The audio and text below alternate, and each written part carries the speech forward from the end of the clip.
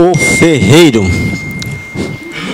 Era uma vez um ferreiro que, após uma juventude cheia de excessos, resolveu entregar sua alma a Deus. Durante muitos anos trabalhou com afinidade, praticou a caridade, mas, apesar de toda a sua dedicação, nada parecia dar certo na sua vida. Muito pelo contrário, seus problemas e dívidas acumulavam-se cada vez mais. Uma bela tarde, um amigo que o visitara e que se compadecia de sua situação difícil comentou: é realmente estranho que, justamente depois que você resolveu se tornar um homem temente a Deus, sua vida começou a piorar. Eu não desejo enfraquecer sua fé, mas apesar de toda a sua crença no mundo espiritual, nada tem melhorado. O ferreiro não respondeu imediatamente. Ele já havia pensado nisso muitas vezes, sem entender o que acontecia em sua vida. Entretanto, como não queria deixar o amigo sem resposta, começou a falar e terminou encontrando a explicação que procurava. Eis o que disse o ferreiro: você sabe como se faz uma espada? Primeiro eu aqueço a chapa de aço num calor infernal, e até que fique vermelha. Em seguida, sem qualquer piedade, eu pego o martelo mais pesado e aplico golpes até que a peça adquira a forma desejada. Logo, ela mergulhada num balde de água fria e estala e grita por causa da súbita mudança de temperatura, tendo que repetir esse processo até conseguir a espada perfeita. Uma vez apenas não é suficiente. Às vezes, o aço que chega até minhas mãos não consegue aguentar esse tratamento. O calor, as marteladas e a água fria termina por enchê-lo de rachaduras. E eu sei que jamais se transformará numa boa lâmina de espada. Então eu simplesmente o coloco no monte de ferro velho que você viu na entrada de minha ferraria. Sei que Deus está me colocando no fogo das aflições.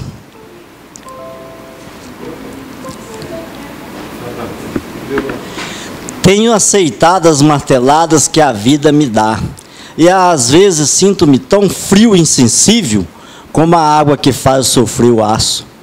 Mas a única coisa que peço é: meu Deus, não desista, até que eu consiga tomar a forma que o Senhor espera de mim. Tente da maneira que achar melhor, pelo tempo que quiser. Mas jamais me coloque num monte de ferro velho. Boa semana. Então tá danado. Não, esse morreu também. Levantou primeiro o... Vamos lá com a Laur lá, vamos lá. Eu pedi o meu amigo. Profissão regulamentada. Quem? O Eudes? O famigerado rural. O rural. Qual? Eu. Eu tenho duas pautinhas aqui. Vai lá, Wanda. Pequenininha. Vai lá. Um é PTC. PTC, não é partido político não, tá? PTC. Perca total de caminhão. E a outra quer falar sobre o valor venal de IPTU. Valor venal. Volta aí no Altamira agora. O Simples Nacional.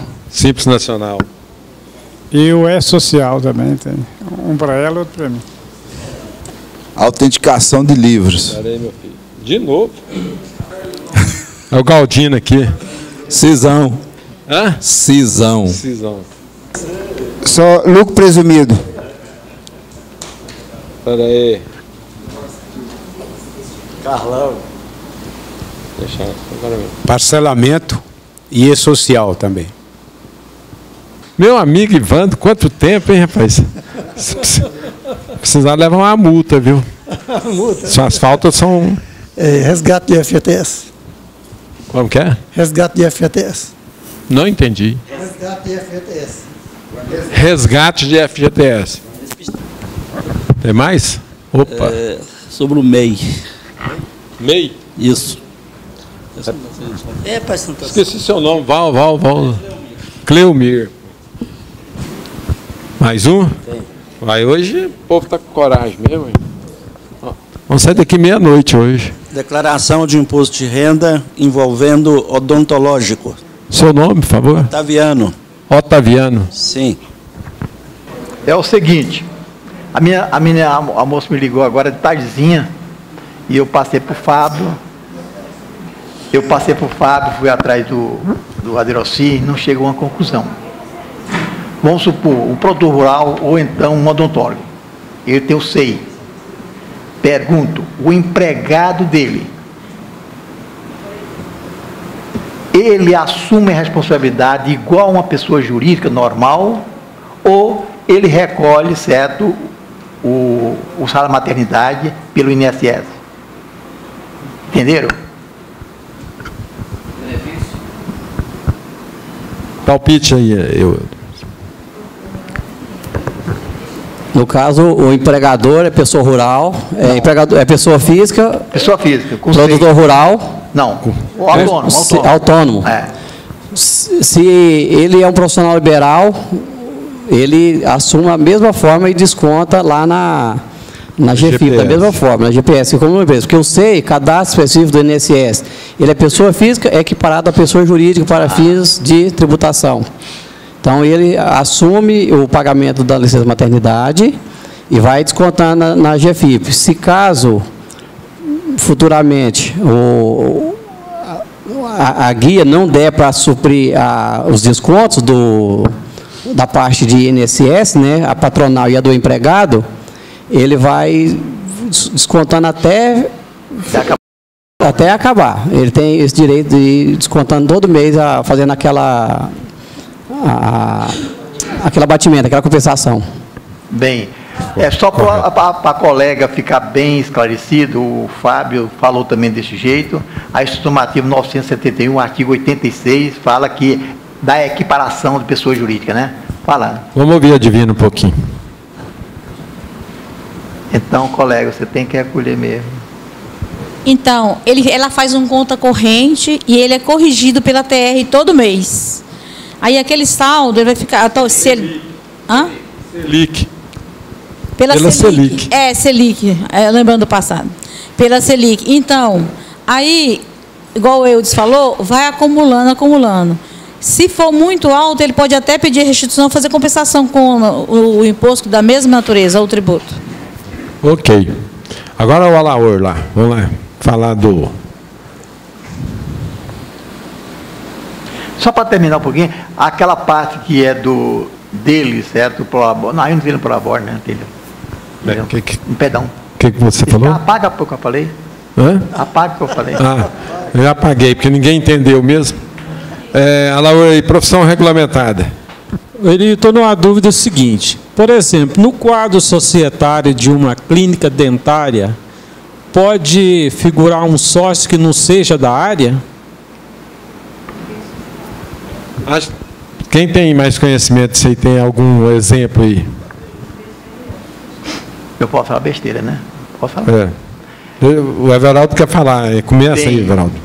Pelo que eu saiba, a única que não pode seria economista, administrador, advogado. Os outros todos podem, porque ele pode participar de uma clínica odontológica e ele é participação dessa como comércio, certo? Então, no meu ser, o odontólogo pode ter um sócio que não é odontólogo. Agora, ele tendo isso, automaticamente ele não vai registrar em cartório. Vai perder os benefícios que ele tem da prefeitura, porque só pode participar para pagar o valor fixo só aqueles certos profissionais regulamentados e que registrados no cartório. Vai registrar na junta comercial. O Ronan, ele pode clarear mais para nós. O Ronan vai falar um pouquinho aqui. É um pouquinho esquisita essa situação, né? Não, por exemplo, um fazendeiro fazer parte do quadro societário de uma clínica dentária? Pode. Deixa o Ronan comentar aqui, depois nós vamos ouvir mais. Eu vou falar pouquinho, porque o Eudes está ali com a língua coçando já, sabe? É o seguinte, a atividade odontológica não só pode participar do quadro societário, um odontólogo e o outro não, como pode leigos constituir uma atividade odontológica e rezar do seu contrato social que as atividades serão exercidas por profissionais aptos contratados pela empresa, na junta comercial. Pode. Você pode abrir um hospital, pode constituir um hospital. Eu, que sou leigo, posso, qualquer um dos senhores, nós constituímos um hospital. Só porque no nosso estatuto menciona que as atividades inerentes à atividade serão executadas por profissionais hábeis e devidamente contratados para este fim. Mas ele só pode ser sócio, ele não pode ter... Não, ele pode... Não, administrador. Ele pode, inclusive pode ser uma sociedade de um odontólogo e um outro não odontólogo. Só porque esse não odontólogo não vai poder exercer a atividade de odontologia. Ele é sócio da empresa, mas não pode exercer. A atividade de odontologia pode ser exercida pelo sócio e um outro habilitado, contratado por ele. Espera aí, levar o microfone para você. Pera aí.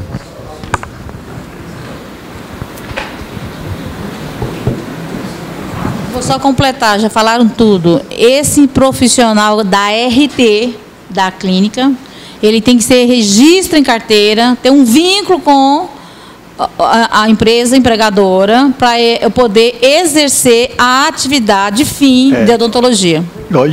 Claro, que uma vez, conforme eu disse, pode ser executado por profissionais contratados. Se é contratado e obedece à empresa, estão ali à disposição e responsabilidade, só pode ser mediante a assinatura de carteira, que a carteira é o contrato de trabalho. E além da carteira de trabalho, um outro contrato entre as partes, rezando outras cláusulas, que a carteira de trabalho talvez não dê espaço ou condições de rezar ou acordados. E ficar claro pela observação que o Everaldo fez aqui, que ela deixa de ser uma sociedade simples e vai ser registrado na junta comercial e pagar o ISS pelo faturamento. Tá? Ok. Perguntar aqui, Eudes? Ivan. Sendo dois profissionais, registra-se no cartório e a tributação dele só haverá com base no ISS e como que vai ser tributado a parte do federal? Lucro presumido normal. Ou presumido nacional. Ou então lucro real. Quando ela tem a condição de ser uma empresa sem ser profissional específico, igual eu falei agora, que pode ser como um comércio de odontologia, que pelo que pude entender, entendi como se fosse um comércio de odontologia, porque ele vai contratar para vender o serviço de odontólogo. Se enquadraria, então, em condição do simples? A maioria dessas clínicas, hospitais, muitas vezes os proprietários não são profissionais. Só para proprietário. Eles são contratados, então, os profissionais responsáveis. Registrado na junta comercial. Junta comercial pode. Ela pode ser simples. Pode. Lá anexo 5, fator R, se tiver fator R superior a 28%, automaticamente vai para o 3. Beleza. Daí, quer dar um palpitinho? Você é expert no assunto?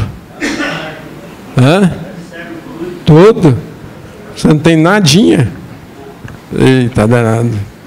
Vamos lá com o Eudes agora. Vamos falar. Falando de profissional, agora vamos falar de fundo rural. Professor Fábio, o senhor deu uma lida lá naquele solução de consulta? Então, eu transfiro a minha pauta para o senhor aí. Enquanto o Fábio arruma ali, vai demorar, Fábio? Já está pronto? Então, vamos embora. Tem pauta demais hoje. Bem, a colocação do doutor Antônio Eudes é com relação à solução de consulta 18, COSIT, né? Ela trata de produtor rural, retenção, sementes. Bem, aqui fundamenta que, no caso de a pessoa jurídica que adquire de produtor rural, pessoa física, produção rural destinada ao plantio, vendida pelo próprio produtor, a quem a realize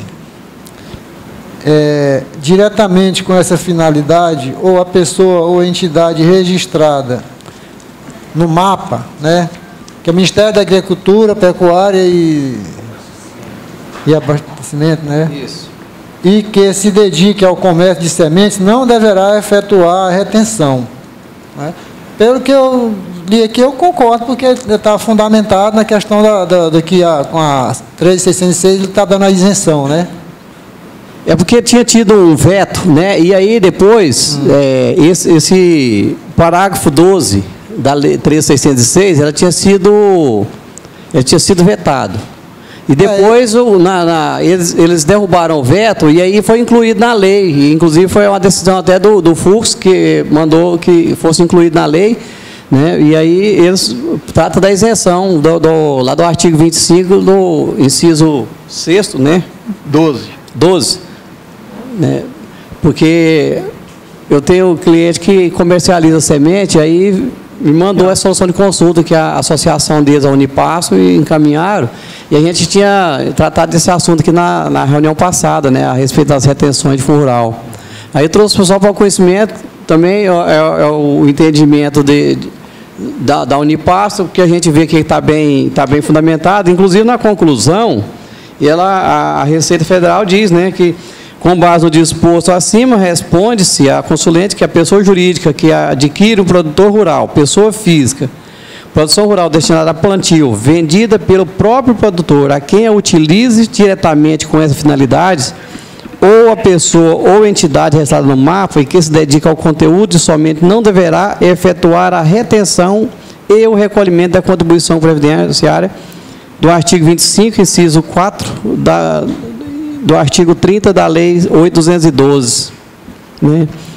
E o artigo 25 e o inciso 4 do artigo 30 da Lei 8.212, que é o que trata das contribuições previdenciárias, das retenções, das obrigações que criou-se essa celeuma. E não vai interferir nada na desoneração. Não vai interferir, porque nesse caso aqui, o produtor ele não tem que fazer também, como é de produtor, quando é da cadeia produtiva, ele só teria o Senar, né? Correto. Está bem fundamentado, né, o ato. Falar alguma coisa aí, Otamir? Fala no microfone aí para nós.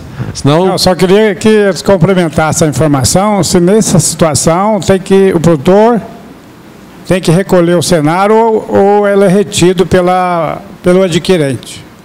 Porque parece que aí a obrigação de não retenção é só da Previdência. Só do Fundo Rural. E o Senar? No caso, o Senar, ele está lá na ODE Kodak 3, né, que foi publicado, que é onde fala que tem que recolher, através de uma guiazinha separado, o 0,20, que fala que aí não faz não declara em GFIP a compensação, porque nesse caso não vai ter a retenção, e só recolhe o 0,20. Aí, ou teria que ser o produtor ou o comprador. Mas, normalmente, quando o produtor, se ele não aderiu... Não sofreu retenção, é ele que vai pagar. Se ele não aderiu à contribuição sobre a receita bruta, nos demais casos, fica o adquirente obrigado a reter e recolher. Ok. E no caso de aquisição por outra pessoa física? Também, pessoa física. Isso. Fala no microfone aí, Eudes. É que aqui ele fala que quando adquirente de pessoa física, da cadeia produtiva, entre produtores rurais, que o reflorestamento é efetuado pelos produtores rurais quando fizerem ou não parte da base de cálculo da contribuição. Deixa eu ver aqui onde é que fala aqui, só um instantinho. Eu estou questionando isso aí porque eu tenho umas situações que não é semente, mas é animais. É animais, para cria, recria e produção. Yeah. Então é vendido de produtor para produtor, pessoa física para pessoa física. Então, nessas situações, ele não está obrigado à retenção da... O adquirente não pode fazer a retenção. Não está obrigado a reter. E o vendedor também não está nem a recolher também. Nem recolher pela isenção dada na lei. Agora, o Senar é que está em dúvida. Esse caso aqui, como ele é específico da sementes, então ela fala que quando de pessoa física para pessoa física e na cadeia produtiva. Mas a questão que estava falando aqui, que nós tivemos semana passada, é onde tem na lei a 1869, na IN 1869, que substitui a 971, ela fala que entra a cadeia produtiva, ela não tem a retenção também, desde que seja de produtor para produtor. Só que ele tem uma observação, que tem que ser observado com bastante atenção lá na... Né, tem uma observação que nós devemos observar com bastante atenção, melhor dizendo, né? Se lá no CAIPF, o KNAI que está lá, se ele colocou lá gado para corte, então ele não está de cadeia produtiva para produtivo. Então, observar se ele tem no KNAI gado para corte e também para cria, né, gado de leite. Porque se foi só para corte, então ele não está vendendo, entra a cadeia produtiva. Alguém vai revender isso aí teria a contribuição. Tem que observar isso bem com atenção. Mas aí você está falando do atravessador, né? Que foi lá no produtor, comprou. Exatamente, que na IN ela tem essa observação, que aí fala assim, o que seria a observação? Fala assim, entre matrizes, reprodutores, que entra a cadeia produtiva. Agora, o que vende para corte, para a recria, ele tem a retenção, fala do recolhimento. E aí ele vai comercializar, mas para consumo, né? Exatamente, tem que observar. Ok. Tá perfeito aí o Fundo Rural? Tá, né? Vamos com o Wander aqui. Primeiro vamos falar desse PTC. Ensina para nós o que é PTC. Ai, Deus do céu. PTC total. Pedido de transferência de contas vinculadas do FGTS. Eu estou com o probleminha o seguinte. O cliente tinha uma empresa lá no Goiânia Shop e ele resolveu fechar essa empresa.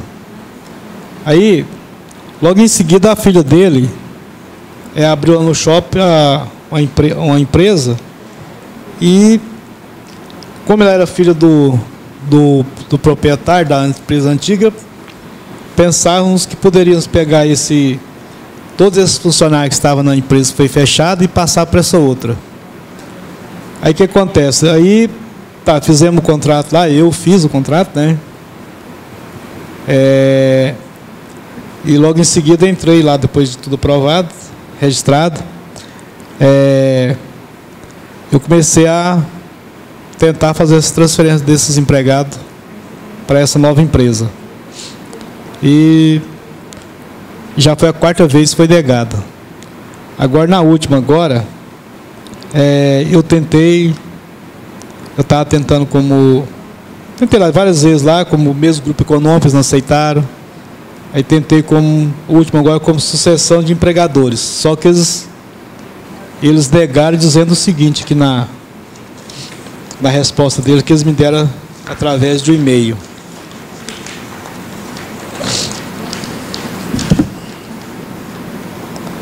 Fala o seguinte,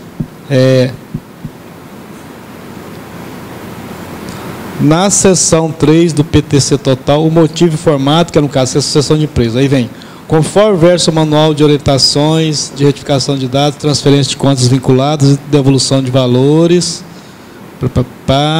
Então, não é isso que também não, espera aí. Fala no meio do microfone aí para ver se fica mais alto. Tá ruim, né? Se eu achar aqui, que eu não notei aqui, se eu achar só a resposta final daqui que eles deram aqui. Quem deu essa resposta foi a Caixa Econômica? Caixa Econômica. Não, só sei que eles falam o seguinte, eu não estou achando aqui. A resposta dele foi o seguinte, que para que fosse até realmente ser sucessão de empregadores, eu teria que ter colocado no contrato social dessa nova empresa que ela estava sucedendo a empresa anterior. Aí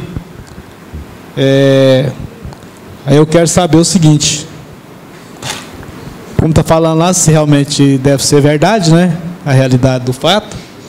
E como que eu faria hoje, no caso, se eu fizesse uma alteração nessa empresa hoje, colocando lá essa cláusula de sucessão da empresa anterior. Fala, Veraldo. Bem, o pouco que eu entendo, caracteriza sucessão legal se a pessoa estabelece no mesmo endereço, com o mesmo objetivo da outra sociedade, aí caracteriza o sucessão legal. Do contrário, não. Por isso que você vai caracterizar o sucessão legal, porque é o mesmo. Eu pergunto, é outra atividade que ela colocou? É a mesma atividade, no mesmo shopping, só que em outra sala. Não é na mesma sala da anterior, é em outra sala. Aí, no mesmo local, com o mesmo objetivo, aí faltou local.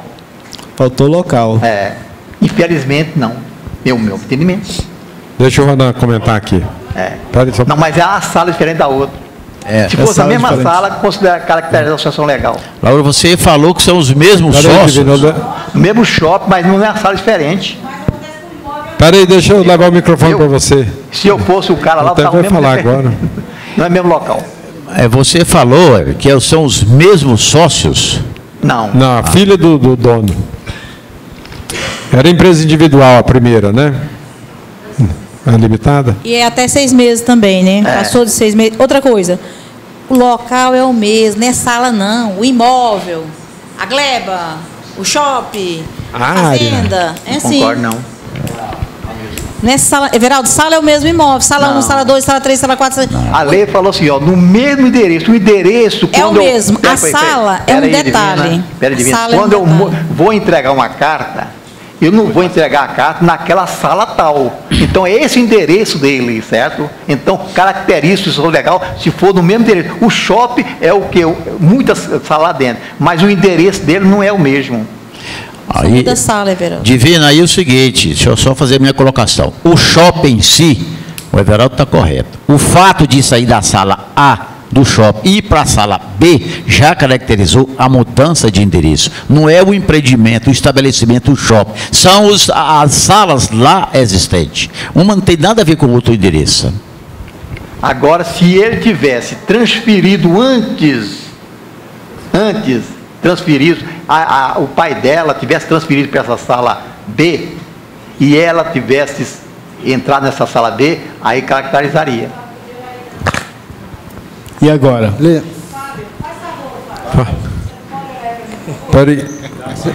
Uma sugestão.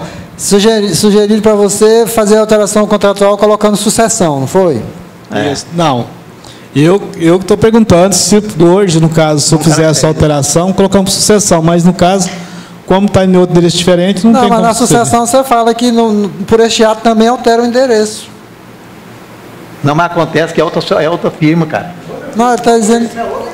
É outra empresa diferente. Se eu tivesse feito o endereço antes...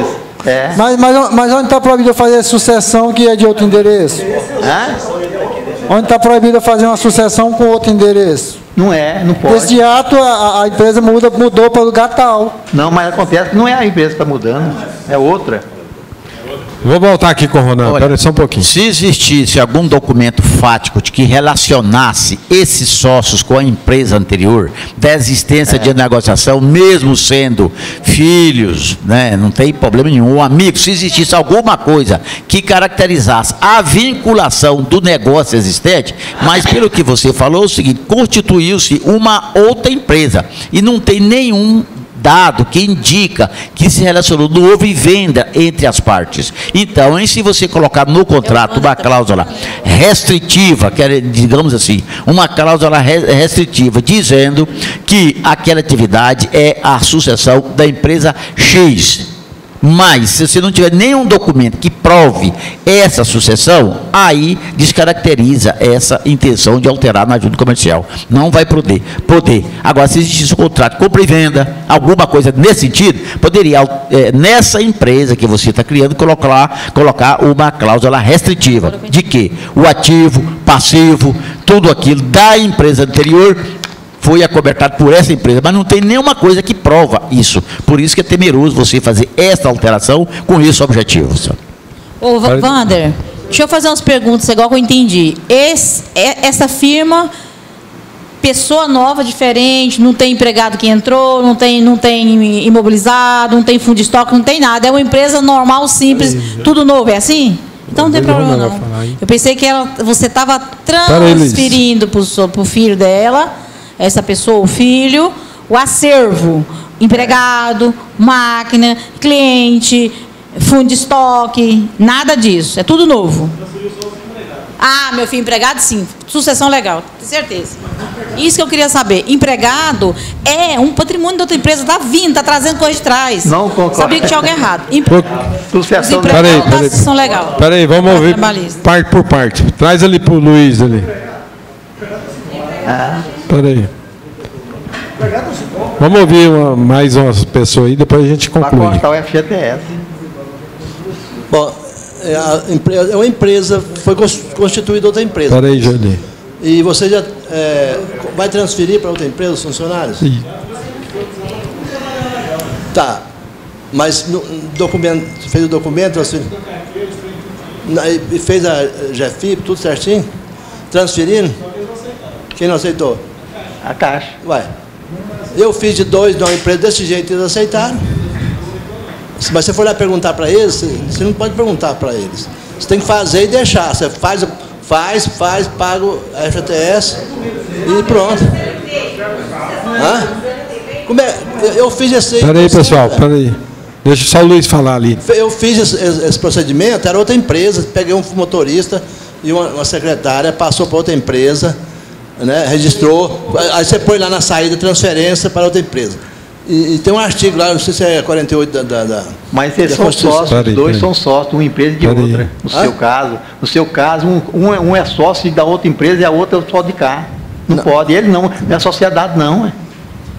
Não, nesse caso são uma empresa diferente de uma da outra. Não é isso? Não, mas pode transferir sim. Não, pode. Não. Pode que eu fiz, ué. E deu certo. Você não tem que perguntar nada de caixa. Você vai perguntar, ela fala que não pode. Não, pode não. Hã? Que documentos você mandou?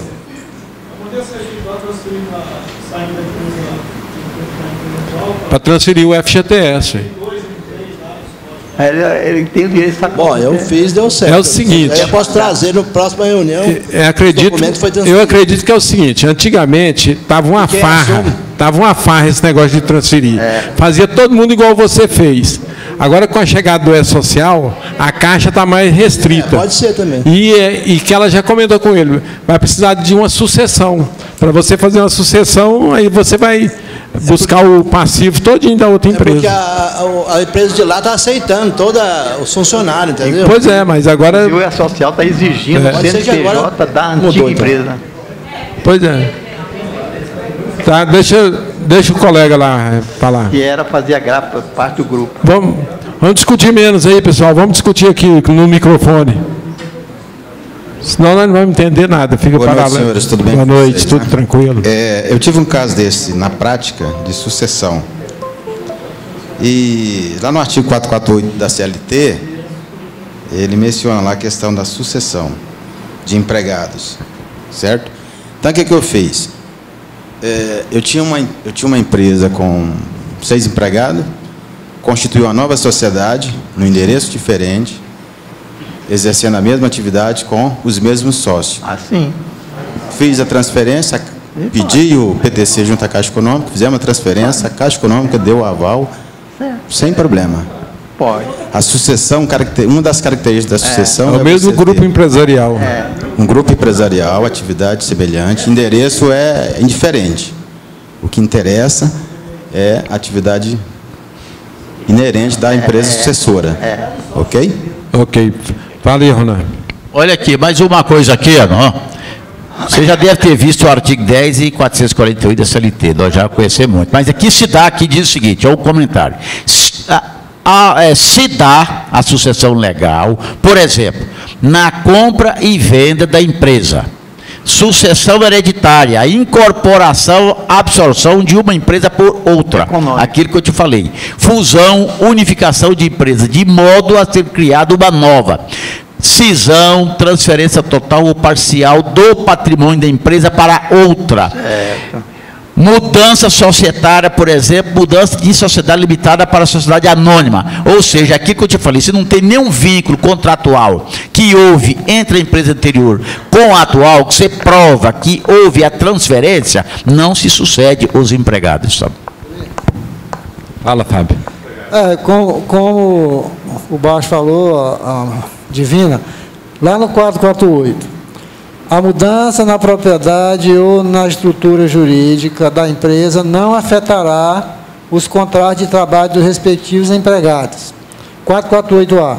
Caracteriza-se a sucessão empresarial ou de empregadores prevista no artigo 10 e 448 desta CLT, as obrigações trabalhistas, inclusive as contraídas à época em que os empregados trabalhavam para a empresa sucedida, são de responsabilidade do sucessor. Então, não precisa ter mesmo sócio na outra. Fez a sucessão. O problema do Wanda é que no contrato não tem sucessão, tem? Não tem. Mas a sucessão, eu posso fazer a sucessão da minha empresa para outra, não precisa de o mesmo sócio. Só que o dele não tem esse nome sucessão lá. Deixa o Everaldo comentar aqui, vai. Sim, concordo em gênero no que você está falando. Caracteriza sucessão, mesmo que não tenha o mesmo sócio, mesmo que não tenha nada, o mesmo objetivo, o mesmo local. Então, faltou esse local, porque ele mudou de sala. Infelizmente, gente, é o meu primo. É o mesmo objeto social lá? Né? A mesma atividade? Sala. Mesma atividade. Faltou endereço. Mas tem funcionário. Passivo não. Nesse caso aí, você vai ter que pegar, embasar nesses dispositivos legais aí, tentar levar lá para o atendente da Caixa para ele te falar. Eu tenho que levar lá na diretoria, lá não está jogando isso aqui, porque lá não... Então é melhor fazer a rescisão dos funcionários e contratar novamente na nova empresa aqui, porque você vai ter menos dor de cabeça. Bom que já está lá 6 meses lá, que está lá, né? 7 meses já. Pois é. Colhendo pela nova empresa. E aposto que seu cliente não está te pagando nada mais para isso. Com certeza não. Pois é. Peraí, pessoal, vamos para frente aqui. Fala do valor venal aí, já que está o microfone com você aí. Eu comentei esses dias aqui que tinha um cliente meu que faleceu. Não sei se vocês estão lembrados. E agora a Viu lá me ligou procurando para mim se eu poderia olhar para ela lá. Qual que é o valor venal dos imóveis que está na declaração do imposto de renda? Que está lá declarado lá na última declaração dele. E lá na declaração dele lá, os dados lá estão muito pouco, porque ele não passou todos os dados lá para que fizesse essa declaração, como lá, passar... Para declarar pelo valor aquisitivo. Está declarado pelo valor aquisitivo.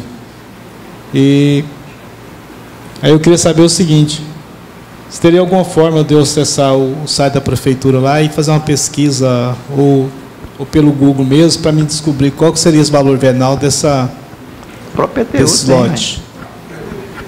Tem como? O IPTU tem um valor venal que não é o mesmo valor da Bolsa, né? A Bolsa do ITBI. Do ITBI. Você teria que ir lá no ITBI pedir a valorização lá. Que é o valor que geralmente eles se cobram, o ITBI, que então, é o como é uma coisa que o meu cliente faleceu, que eu acho que quem conseguiria olhar esse tipo de coisa que seria só ela, né? Porque eu não tenho procuração, não tem nada para me passar esse tipo de coisa. O melhor é ela atrás disso. Informa para ela ir lá no ITBI. Lá no ITBI.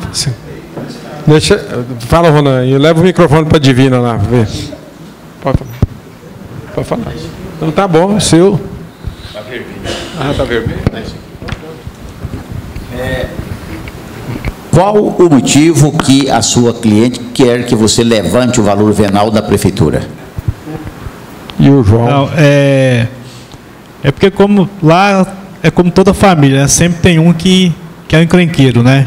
Que não se dá bem, que briga, esse tipo de coisa. Então ela tem um filho que já está com uns 35 anos aí, que já entrou na justiça contra ela, já querendo a parte dele dos bens que o pai deixou. Então, como ela não participava de nada, não sabia de nada, nem o que ele tinha, eu acho, certo? Então ela pediu se eu poderia, através do que eu tenho os dados da declaração, se eu conseguiria ver esse valor venal para ela. Só que eu não tenho a mínima ideia, né? Porque se fosse pela internet eu acessasse, eu conseguisse lá ver o IPTU de lá e puxar lá para me ver qual é o valor venal, seria fácil. Agora eu correr atrás, sair do meu escritório e correr atrás disso para ela aqui, fica meio difícil, né? Aí outra pergunta então, foi feito o inventário? Ainda não, porque o cara morreu tem agora, tem 15 dias que ele morreu. Colega, é o seguinte, e ele quer que ela avalie este bem porque ele quer a parte dele. Não é que ele quer, ele entrou na justiça e parece que o advogado está pedindo, né?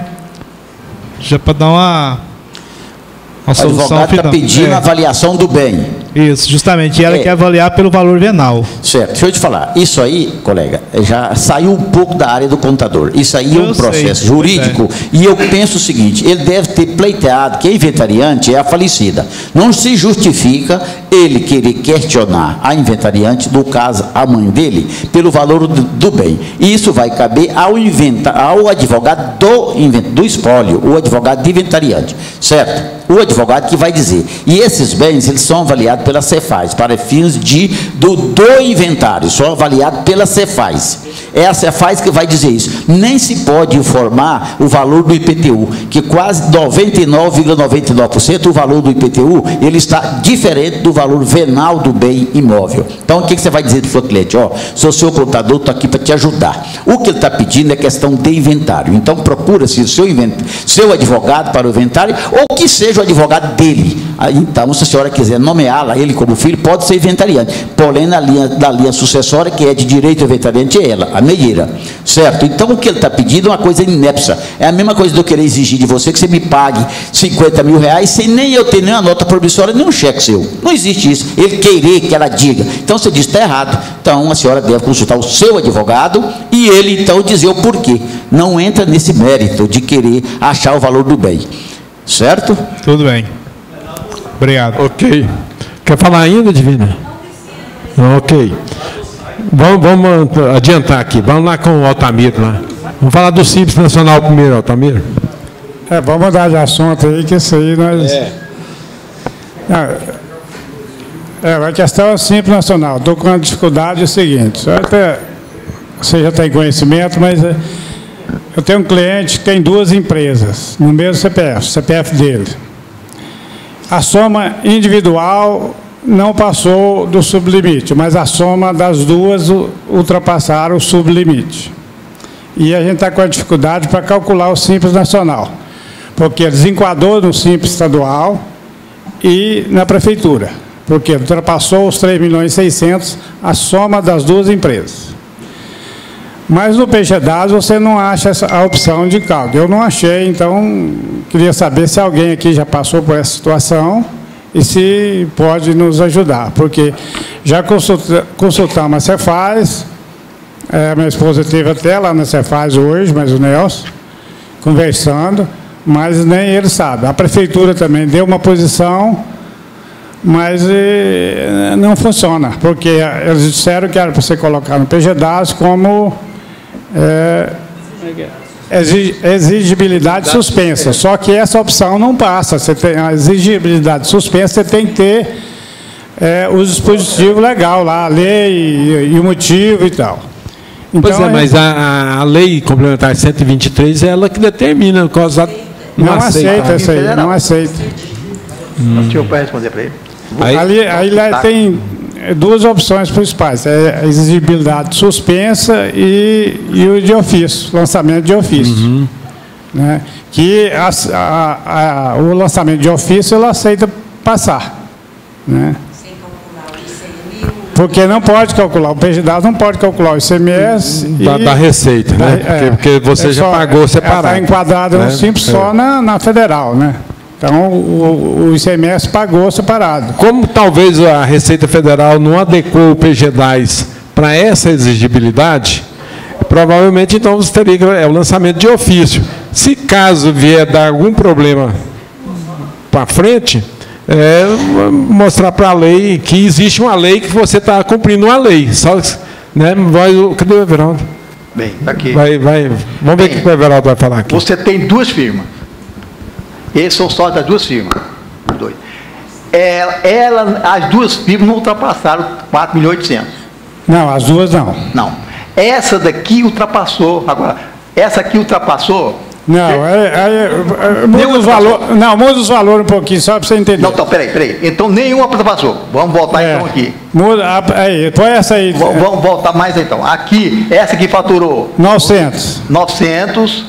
E a outra? E essa daqui? A outra 3.400. 3.400. Né? Dá mais de 4.800? Aí, não dá. as duas ultrapassou 3.600. Na minha modesta, não tenho o que falar nada, porque é por empresa o caso do ICMS. Eu acho. Mas a lei não fala isso. A lei fala que o CPF é o mesmo, das duas empresas. Então, o próprio fiscal da Cefaz, eu acho que está errado.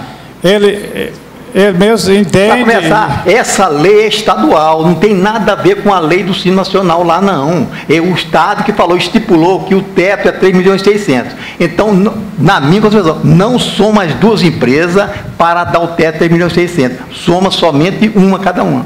O Estado, Everaldo, ele criou só o sublimite. Tá bom. Mas a lei federal que determinou. E a lei federal determina. Para mim de ICMS, eu acho que não. Fala, Paulo. Não, Everaldo, isso aí é o mesmo caso que aconteceu comigo no ano de 2017. Aí. Não, mas no seu caso foi duas empresas, as duas empresas ultrapassou os 3.600.000. Mas as duas ultrapassaram. Uma delas ultrapassou. Não. Deixa ele falar, vai dar seu exemplo aí. Vai. A soma das duas empresas, cada uma delas não ultrapassou os 3.600.000, mas a soma das duas ultrapassou os 3.600.000.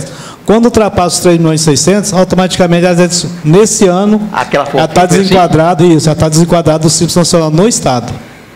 E aí, agora, como você está recolhendo? Vai. Tá recolhendo. Agora, como ele está falando lá no Simples Nacional, lá tem como sim. As minhas empresas, lá eu recolhi tudo lá, baseado lá pelo nosso programa, na tabela, no anexo, na tabela nosso programa, quando nós Simples tem como colocar lá.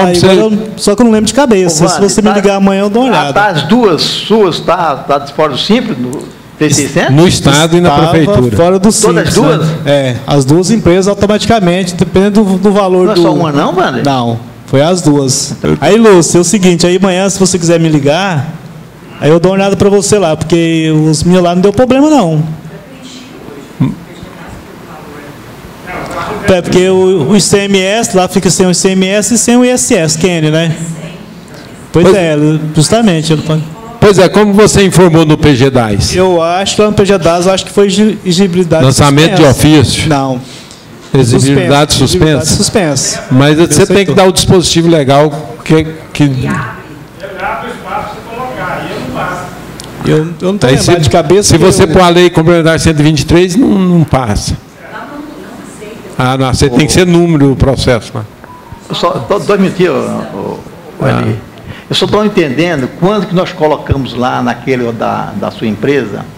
É a empresa, a empresa é do Simples Nacional para o federal e para fins de CMS estadual.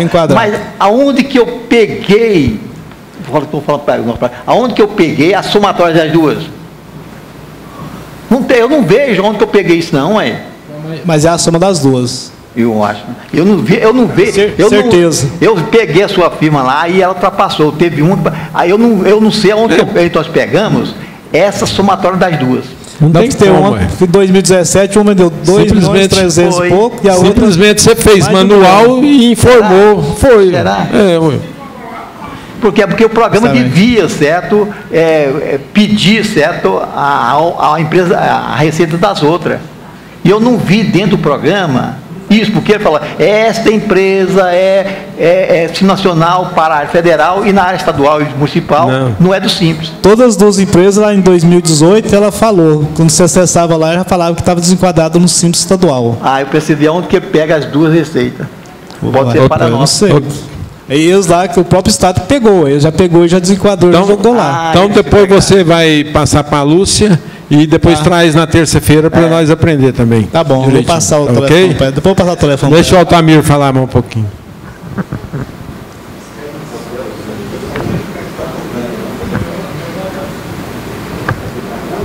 É interessante observar essa questão da exclusão do Simples, porque quando a Prefeitura exclui, ou o Estado exclui, eles demoram aí uns 10 a 15 a 20 dias para gerar essa informação para a Receita Federal. Às vezes está excluída no município, mas está ainda como Simples na Receita Federal. Correto? Mas realmente o monitoramento da Receita é das duas. Estou com a legislação aberta aqui, realmente, eles monitoram pelo faturamento das duas empresas. Mesmo os 600? Porque você não pode ficar esperando eles te desenquadrar, não. Você está O Estado desenquadra no limite dele. Só que o limite da Receita é 4.800.000. Certo? Então, na Receita Federal ela continua, só que no Estado e município, por causa do teto, exclui. Essas informações vão ser geradas para a Receita através de banco de dados. Eu tinha quase certeza que é aquela velha história, né? Você tem que interpretar a lei e executar hoje. Daqui 30 dias vai te fiscalizar e falar: você recolheu errado.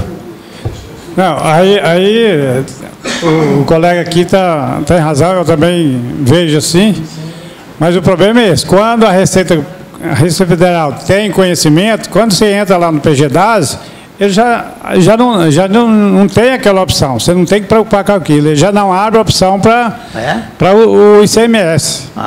E da Prefeitura a mesma coisa, só que a Receita Federal não tem conhecimento ainda do meu excesso de receita, porque você vai fazer o PGDAS, ela não tem conhecimento que a minha receita é a soma das duas, porque ela abre normalmente para você fazer, né?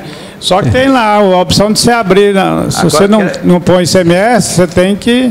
E provavelmente o Estado também não tem em mãos os dados da PGDAS de dezembro ainda, porque geralmente eles trabalham com a faixa mais atrasada, né?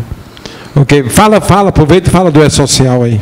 O E-Social, não sei se só eu que estou tendo alguma dificuldade, mas às vezes o Everaldo me esclarece. Primeiro, eu fiz aqui esse cadastro lá na primeira fase e não tinha lá aquela opção do serviço. Agora tem uma opção de serviço que eu não sei para que serve. Mas aí tem que ser naquele, dentro do seu computador, que a gente vai falar tudo para vocês aí, porque falando assim é impossível. Um outro problema que eu vi lá no E-Social hoje, inclusive, ontem, sei lá, é que eu fui informar a terceira fase da empresa do presumido, e quando ele puxa os funcionários, ele mostra lá o salário contratual, e não, mas o empregado tem hora extra, tem comissão, e ele está puxando um salário fixo. Mas você cadastrou a hora extra, cadastrou o salário... salário variável, tem lá falando que é salário variável fixo. Porque são os eventos, esses eventos... os eventos é uma das primeiras coisas que como hora extra, tudo. Não, tudo, já enviei tudo, e foi tudo aprovado. Agora, a hora que você puxa, você vai fazer lá o S1.200 lá do funcionário com vínculo. Aí ele puxa o nome do funcionário com o salário fixo. Salário contratual lá. Não puxa a parte variável. Não, a parte variável não está, porque o funcionário tem parte variável. Bem que a Irani que entende melhor isso aqui, parece que ela saiu aí, né? Parece que ela estava aqui. Mas liga amanhã para nós que a gente resolve para você, se Deus quiser. Está bem atento. Não, liga para mim. Tem dia que você liga. Tem dia que você liga, tem... Não, liga para mim, cara. 20 na fila. Não, às vezes não dá tempo nem, você deixa para retornar, nem dá tempo, porque é muita gente. Passa o celular para ele. Passa seu celular para ele, vai. Qual que é o seu celular? Liga para mim no celular 996 37 996 37 8037. 8037. Ok. Vamos. 37.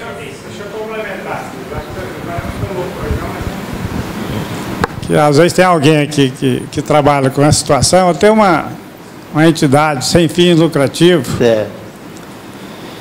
E que tem os administradores, a diretoria que presta serviço, né? E tem uma instrução aí que fala que essas atividades, essa prestação de serviço tem que ser reconhecida o serviço e contabilizado, entendeu? Eu queria saber se tem alguém que passa por essa situação, que faz alguma entidade assim, como que ele procede. Acho que porque eu faço uma filial e nem a matriz fazia isso, né? Então agora a auditoria externa barrou, né? E o processo, a prestação de contas já está a caminho e a gente está com um pouco de dificuldade nisso aí. E eu, né, não tem muita experiência nessa parte de reconhecer esse serviço voluntário. Isso é serviço voluntário. Então, você tem que reconhecer o serviço, o valor, avaliar e fazer a contabilização. E se isso aí também gera encargos sociais, tipo previdência e essas coisas. Pagou alguma coisa para ele? Não, não pagou, mas quando você reconhece o serviço, em algumas situações, que eu já estive lendo há uns tempos atrás, em algumas situações, quando você reconhece o serviço como voluntário, aquilo é reconhecido como se devido fosse, né? Você não paga, mas é reconhecido como se devido fosse. Então, nessa situação, você também tem umas situações que tem os encargos sociais, que é a Previdência. Né? Mas aí a Previdência é quando é creditado ou pago. Se não foi acreditado nem pago, não tem incidência. Não houve fator econômico aí não, moço. Agora, eu estou percebendo, não vou pagar o INSS, aí é cruel demais, né? Eu acho que mas a Previdência, eu não consultei a Previdência, eu só já li algumas matérias a respeito. Né? Aí tem que ir lá no 971, lá para a gente ver. Divina está mas eu só queria ver se tem alguém, a Divina é bem esclarecida, né? Igrejas, né? O Ivan também. O pastor recebe, né, Ivan?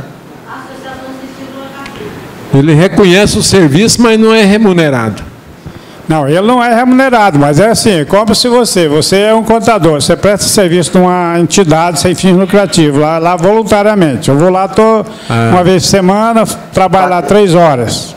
Alguma atividade, não necessariamente da sua profissão. Correto. Mas você vai lá e presta um serviço, vou pagar aquilo tem um valor. Um valor. Você tem que avaliar, fazer o relatório, você assinar um termo de voluntário, né, fazer uma doação daquele serviço voluntário e você tem que registrar contabilmente aquela operação. Em contrapartida, o valor da sua doação é como se fosse uma receita. Aí você entra com receita e despesa na contrapartida. 0 a 0. Despesa e receita. Para fechar. Né? Na verdade, o resultado não altera. Né? Mas você tem que fazer contabilmente. Isso aí tem uma instrução do Conselho, a 1409, que alterou lá. Ela foi alterada em 2015, parece que alterou e exige que. Na realidade, acho que aqui é a primeira vez que eu estou vendo falar a respeito dessa, valorar esse trabalho em troca de doação como receita, né? Mas essa é brava. Deixa o Otaviano falar ali. Vou dar um palpite para você, Otamiro. Isso chama mensuração. Você tem que mensurar. Por exemplo, também, você recebe uma doação, a doação, aqui você tem que lançar no seu estoque. Correto? Às vezes você recebe, não tem valor, a pessoa te doa. Você também tem que mensurar aquilo, fazer uma mensuração, o valor que é, pesquisar supermercado, quanto que está valendo aquilo, você dá entrada no seu estoque, Mas é bem, ué. Pois é, mas o valor que você vai fazer, você está mensurando o valor que você quer fazer. Aí você vai contabilizar, que é valor que você, da mensuração, você vai contabilizar. Você vai contabilizar lá na despesa sua e vai lançar uma receita, que é a receita da pessoa que prestou serviço voluntário para você. Qualquer serviço voluntário, contador, todo mundo, você tem que fazer a mensuração. Você tem que fazer também, lançar o imposto, lançar PIS, COFINS, essas coisas tudo mensurado. Esse já é calculado sobre a receita. Você calcula e tem que lançar também. Você vai lançar isso, como se tivesse a vida daquele imposto. Entendeu? Você tem que contabilizar tudo. Tudo que acontecer, você tem que contabilizar. Mas toda coisa você vai precisar mensurar esses valores e vai contabilizar. Então, se você quiser registrar tudo. É só para registrar valor. Alguma coisa, registrar valor, só para isso. Mas está falando que tem que pagar o INSS? Não, o INSS nunca. Estou falando que tem que pagar. Geralmente não, nunca paguei INSS. porque se você mensurou a receita, apareceu a despesa. Se a despesa for de jeton ou de outra coisa, tem, mas pagar tem INSS. Pagar INSS disso... Deixa o Otaviano falar aí, peraí, vamos ouvi-lo. Eu pertenço a uma denominação religiosa que é feito isso. Como que é feito, eu não sei. Mas se a gente vai trabalhar na igreja, tem que fazer um cadastro com CPF, com identidade, com tudo, né? Para fazer essa doação do meu trabalho para a igreja. Não é exigência da igreja, é uma exigência do governo. O governo quer saber quanto que eu doei de mão de obra para aquela igreja, né? Para que lá na frente eu não sei, mas ele quer saber isso. E você sabe se essa mão de obra doada ela é tributada pelo INSS? Não. Aí pronto. Tá? Aí eu concordo, mas é só para... Precisa ter conhecimento, né? Pessoas inválidas não pode... Pessoas que é aposentado por invalidez não pode doar mão de obra, né? Eu sou aposentado, eu posso porque eu sou aposentado por idade, por tempo de serviço, mas o inválido não pode, o que é doente não pode, né? Nada, né? A informação que eu tenho, eu estive à frente há algum tempo, né? Que o governo quer saber isso aí, quer tomar conhecimento, para que lá na frente vamos ver o que é que vai virar isso, né? Ok. Microfone aí, Otamir, espera aí um pouquinho. É o que o nosso colega ali falou, exatamente, que eu também já ando prestando serviço em numa igreja, como voluntário, e tive que assinar esses termos, porque tem uma lei, a lei 9.608, é a lei do voluntariado, ela fala sobre o voluntário. Agora, a questão da Previdência, que no manual de procedimento do CFC, tem um manual lá de 2015 que fala da Previdência, inclusive da instrução lá das contas. No plano de conta que ele apresenta, tem lá as contas de Previdência Social, que você... mensura o serviço, igual o Marcelo falou, mensura o serviço, isso aí é sabido, você tem que fazer uma pesquisa de uma forma qualquer e mensurar o valor do serviço. Dependendo do serviço que ele presta. Se ele é um médico, presta serviço como médico, vai mensurar o serviço de um médico. Agora, se ele é um médico, presta serviço de administração na instituição, você vai avaliar como administrador, não como médico. Agora, a minha dúvida é sobre isso aí, nos casos em que há incidência da Previdência, isso é que eu estava com dúvida. Dá uma pesquisada na 971 sobre mão de obra de doação para ver se acha alguma coisa lá. Seria um absurdo, né? Everaldo, só complementando essa informação, eu fiz um treinamento, inclusive no CRC, uma palestra, e o palestrante tocou nesse assunto. Então, a entidade sem fins lucrativos ou sem fins de lucro, ela tem as doações financeiras, em dinheiro, isso deve ser contabilizado como receita de doações, e tem a doação da mão de obra, que deve ser mensurado e contabilizado. Logicamente que essa despesa, essa receita com doação de mão de obra, é só para a receita, o registro dos valores, só para a receita ter conhecimento. Inclusive na DIPJ antigamente você apresentava isso lá, na DIPJ. No ex-social, no SPED contábil, eu não sei se... Mas possivelmente tem que ter essas... No plano de conta, tem que ter essas contas lá. Certo? Então, em relação à tributação do INSS, as entidades sem objetivo de lucro que faz pagamento a terceiro, deve reter os 11%. Pagamento. Que faz pagamento. Mas a mão de obra não. Essa mão de obra ela não tem tributação. Até porque as entidades sem fins lucrativos, elas são imunes ao imposto. Se tiver os SEBAS... Concordo. Tiver. Ok.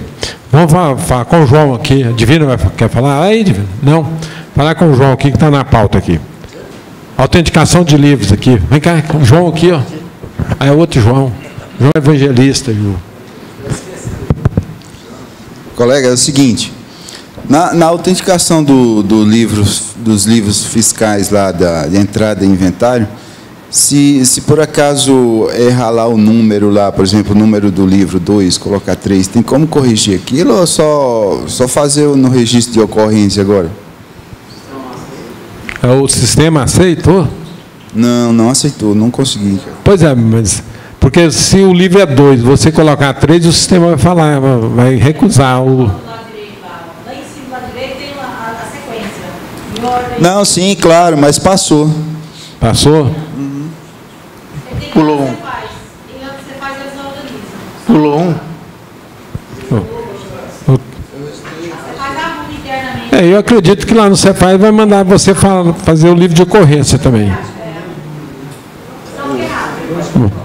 Espera aí. Ok, João? Tá, ok. Tá. Ok. Espera aí, vamos para frente aqui. Vamos falar com o Galdino ali, ó. Cisão.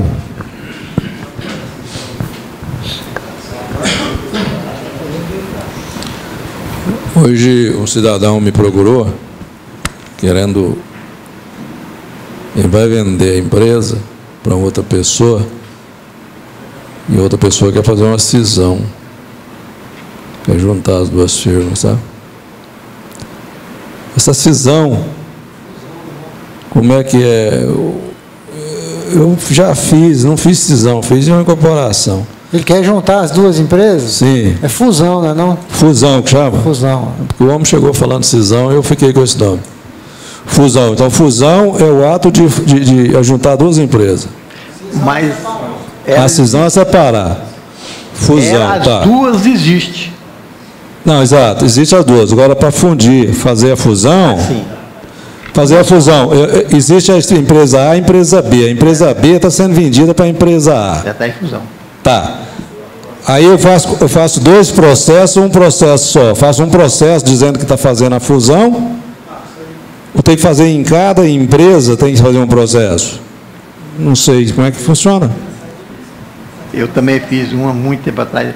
É um processo só. Você chega no ato no ato de fundir, uma desaparece e fica a outra, certo? Desaparece o CNPJ de uma, fica tudo num ano só. Pegando patrimônio de uma, passando tudo para a outra. Mas isso é a empresa que tá fundindo mesmo, né? Se ela tiver dívida... A outra assume. Assume a dívida. Mas o cara não quer assumir a dívida. Aí não. O problema é esse. Aí só quer o caldo. Ele quer a firma livre. Não. Entendeu? Assume todo o ativo e passivo. Inclusive dívida e tudo, né? Tudo. Então, se tiver dívida... Assume tudo. Negativo, né? Não tem como deixar no CPF do cidadão lá e passar só... É melhor dar baixa. Porque eu fiquei nessa dúvida de eu dar uma resposta para ele, como é que fazia a questão das dívidas, né? Então, com dívida, nada feito, né? Não, tudo feito, só que a empresa vai incorporar, responsabilizar por toda a dívida. Certo. Então tá bom. Ok? Ok, porque não pode ter fusão, nem cisão, nem nada.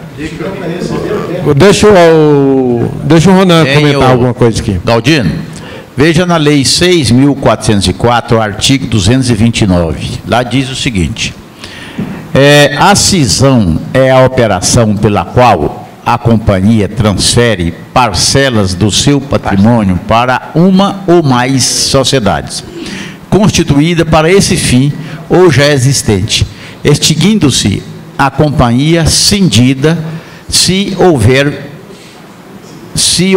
versão de todo o seu patrimônio, ou dividindo-se o seu capital, se para parcial, parágrafo primeiro. Então é isso aqui, não vou ler muita coisa. Veja o artigo 229 da Lei 6.404. Fala fusão aí também.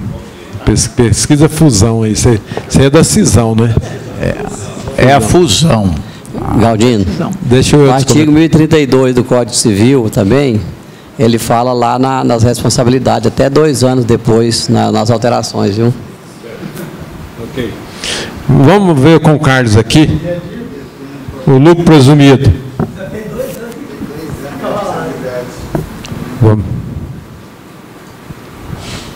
Pegando a empresa, chegou no escritório essa semana, lucro presumido. Comércio normal, tal. DIFAL não existe, né? Lucro presumido não paga DIFAL. Tranquilo, né? Não, depende do DIFAL. Depende do DIFAL.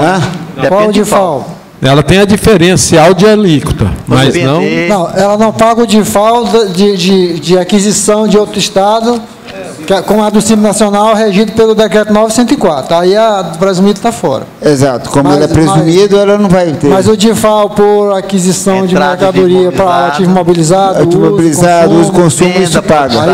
Tudo bem, já que você tocou nesse assunto, ele pode pegar o crédito do aquele 1,48 avos do crédito do imobilizado?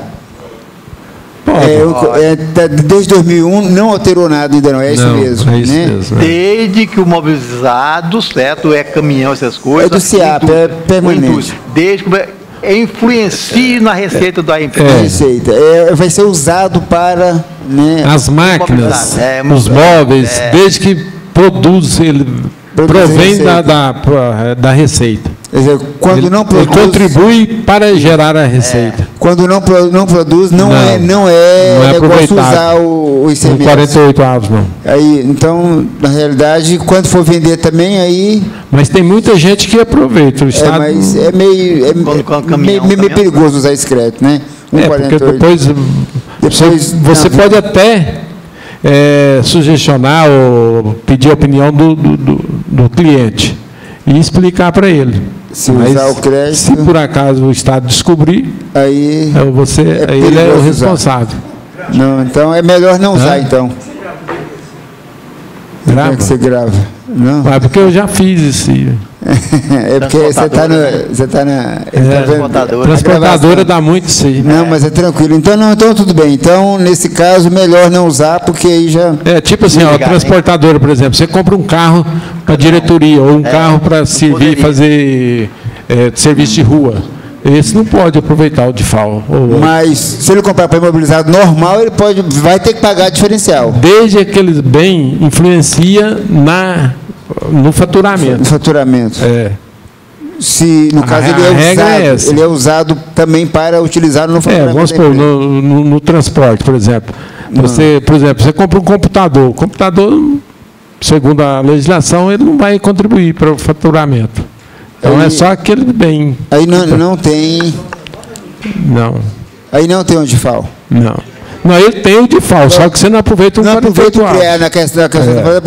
Agora a minha questão é o seguinte: ele, independente, ele comprou imobilizado fora do Estado, mesmo no lucro presumido, ele paga o diferencial de alíquota em relação ao ser imobilizado. Agora, a utilização do crédito é na faixa de 1,48 avos. Se ele quiser utilizar, se esse equipamento for usado na produção ou para gerar, no caso, gerar recursos para a empresa.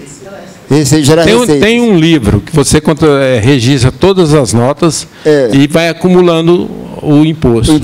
Certo? Na medida que você usa o crédito na guia, ele é proporcional ao faturamento. Então você vai lá, posso aproveitar aqui 20 mil. Aí você destaca 20 mil. Ele reduz no saldo lá do... esqueci o nome do livro. CIAP. É o livro CIAP, é o que eu dei uma olhada ali hoje. É o CIAP. Não, então é isso mesmo. Não, então, mas acho que é pouca coisa, eu não vou usar esse crédito mesmo, não. Então é melhor. Só pago o diferencial e acabou. Tá. Não valeu, então. Obrigado. Ok. Valeu. Leva lá no Carlão lá para nós. Espera aí. Deixa o Altamiro dentro dessa pauta aí. É outra pauta? Se fosse outra pauta, eu vou para outra pauta ali. Não, é dentro desse CMS aí, mas não é respondendo a dele, é tirando uma dúvida. Essa mesma empresa que eu falei aí, ela era do Simples Nacional. Então ela tinha aquele diferencial de alíquota, contado assim, depois caiu ano passado. Agora, ela saiu do Simples no Estado e compra fora do Estado. Ela tem que pagar diferencial de alíquota ela saiu do Simples. Saiu do Simples no Estado. No Estado. Não, aí você vai calcular o ICMS normal. Você vai pagar a diferença do ICMS na venda. Porque você pegou o crédito de 7, vai vender a 17. Então você já está pagando o diferencial aí. Ok? Mais alguma coisa? Fala com o Carlão aí. Carlão. Vamos parcelar primeiro. Vamos fazer o parcelamento primeiro. O parcelamento já foi feito. Eu quero a orientação dos colegas para ver se... boa noite primeiro, né? Boa noite. A todos. sumido, né? É interessante o caso que aconteceu com um cliente meu. Eu gostaria de, se já aconteceu com alguém, para poder me orientar e me dar uma força. Foi feito 3 parcelamentos. Eu tinha um Procuradoria, INSS e da Receita também, INSS, Administrativa e Procuradoria. E o Simples Nacional. Foi feito os 3 parcelamentos no dia 3/1, mandei as guias para o cliente, pagou, tudo bem. Pagou, mandou a foto só lá e está confirmado o pagamento, né? Vamos esperar para voltar para o Simples. E aquela questão de que todos sabem, a gente vai fazer a consulta, um já entrou, outro está esperando a análise e tal. Quando foi agora, no início do mês, depois do dia 10, emiti novamente as parcelas. A da Procuradoria não saiu. Eu falei, está errado esse negócio. Olhei lá, a guia está paga, né? Tudo bem. Eu pedi para a menina na Procuradoria aqui na Rua 3, o Valdir falou para ela, não tem nada de parcelamento, não. Eu falei, não, mas está aqui o pagamento. Eu falei, não, mas não tem, está aqui os valores, não foi.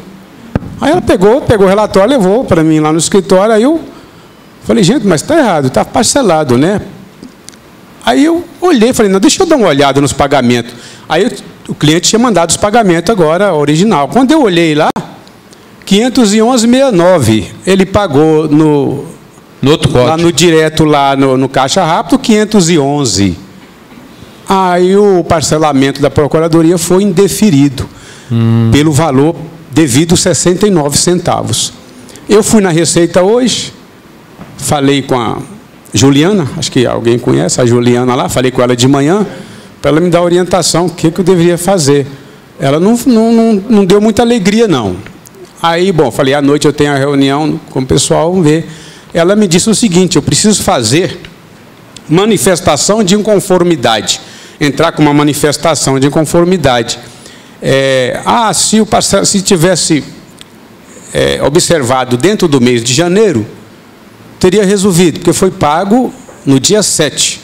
E no dia 10, né, do 1, foi indeferido. Só que... Você deve ter perdido a guia inicial, né? Não, foi pago, a guia foi pago dia 7. Só que os centavos, 69 centavos. Pois é, mas com a guia só de atraso, eles não interrompem o parcelamento, não. A parcela inicial. Pois é, o que eu estou falando, a parcela inicial. Pagou a parcela de entrada, R$ 511, e deixou 69 de fora. O proprietário foi pagar no caixa direto e pagou. Aí ele errou no centavo. Ele errou, não digitou 69 centavos. Aí a Receita está... Aí o que acontece? Aí a Juliana falou para mim o seguinte, entrar com essa manifestação de inconformidade, fazer aquele, né? Aquela cartilha direitinho, e entrar com recurso administrativo. Só que ela virou para mim e falou assim, olha, 80% a Receita vai falar para você que não, vai te negar. Só que aí você querendo entrar juridicamente, né? Você vai ganhar. Aí já é uma questão que eu te falo que vai ganhar, devido aos 69 centavos. Aí eu quero perguntar aos senhores, a princípio, eu quero fazer essa manifestação, né? E o que eu devo fazer? O que você me orienta? Já aconteceu isso com algum colega? Eu estou na sinuca sem bico agora, né? Tem muita gente que faz isso. Agora, o ideal seria você, talvez, arrumar... Você pode fazer, mas o ideal seria você arrumar um advogado. Isso. Eu faria um novo parcelamento normal e pagaria não, porque a primeira não tem parcela jeito de você fazer normal, outro parcelamento. Não, lá entra e faz o outro parcelamento. Então é parcelamento ordinário seu. Aí já entra com parcelamento. Não, então pagaria a primeira parcela correta para entrar com essa manifestação ou não? Se você tem um parcelamento ordinário, que não tem benefício nenhum, o dia que você fizer ele é aquele valor mesmo. Isso. Pois é, então, nesse caso aí, você pode fazer outro parcelamento, não sei se pode fazer um perder-comp ou um redarf. Foi pago no DARF? Eu pensei, já está fora do Simples, eu pensei, fazer um parcelamento agora, para poder entrar com essa manifestação. Faz o parcelamento, paga, aí entra, explicando e tal. Pois é, mas para voltar para o Simples? Para voltar para o Simples. Não. Aí você pode... É isso que eu... Entrar por Simples aí, realmente... Pode tirar o cavalo da chuva. Pode. A Procuradoria indeferiu para você, só em janeiro do ano que vem agora. Isso. A não ser que você tem provas substanciais para provar. Eu acho que por causa de 69 centavos, juridicamente, talvez na execução, talvez um advogado consiga fazer, mas administrativamente teria que ser através de advogado. Igual a Juliana falou para mim, ela falou, olha, administrativo isso aqui direto, a Receita não vai acatar, ela voltar ao Simples Nacional. Toda defesa administrativa, o colega que julga não vai contra o outro colega de jeito nenhum. Mas se você for jurídico, né? Judicialmente. O advogado, judicialmente, o advogado vai considerar e ela vai retroagir. A Receita vai retroagir o seu mas cliente. Enquanto isso, você está recolhendo que jeito? Presumido ou simples? Você vai ficar impactado. Qual a orientação aí, doutor Nan? Tem aos colegas, já aconteceu alguma coisa? Carlos, aqui nós está todo mundo junto para secar o bagaço aqui e discutir as consequências. Que eu digo, né? Nós sofremos muito o contador, a gente não cobra para fazer parcelamento e fica naquela agonia para fazer o parcelamento e o cara não valoriza, certo? Eu tenho muito dito, meu filho está dentro do escritório, sabe? Agora meus preços, agora eu estou subindo e ontem chegou um cliente para mim, falou assim, não, meu preço é esse, não interessa de R$100, R$200, certo? Está ali. Mas eu já fiz isso, está facinho, então é desse jeito. Carlos, eu vou te falar o seguinte. Primeiro, vamos observar o que determina a legislação do Simples Nacional. A sua empresa está rigorosamente em dia nas condições de poder enquadrar no Simples? Contabilidade, conta bancária, tudo isso apurado? Sim. Tudo certinho? Sim, certinho. Você não teme uma possível fiscalização, uma apuração da situação? Não teme? O problema é só os 69 centavos. Certo. Então é o seguinte, aí em você recolher isso, fazer o parcelamento normal e para pedir o enquadramento do Simples, está mais distante de que, administrativamente, você tem aí o motivo, você em tempo hábil atendeu o prazo determinado pela Receita Federal, que era de cumprir aquela obrigação para se enquadrar no Simples. É um erro insignificante de 69 centavos. Um caso a pensar, o seu cliente, você explica para ele a situação, ele te autoriza e você faz por escrito. Faça-se, continue. Há condições de continuar recolhendo no Simples, ela estando fora do Simples? Pode gerar o PGDAS? Pode. Não, até não que ele pode. Gera, mas gerava. Essa empresa não está enquadrada no Simples. Só um segundinho, ainda estou com a palavra ainda, só um minutinho, Divina.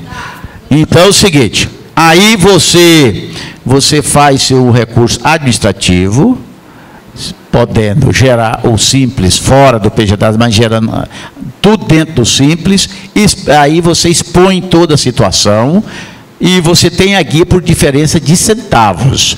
Há a possibilidade de, administrativamente, você resolver essa situação se cumprir todo o caminho do Simples até o final do exercício.